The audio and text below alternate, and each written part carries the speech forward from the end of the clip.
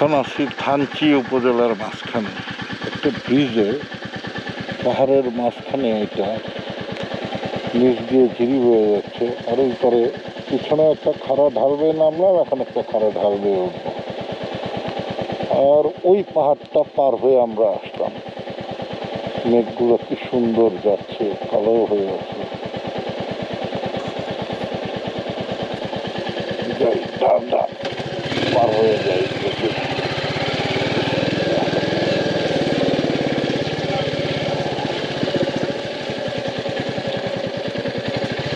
ওরে বাবা, এটা তো বালু একবারে,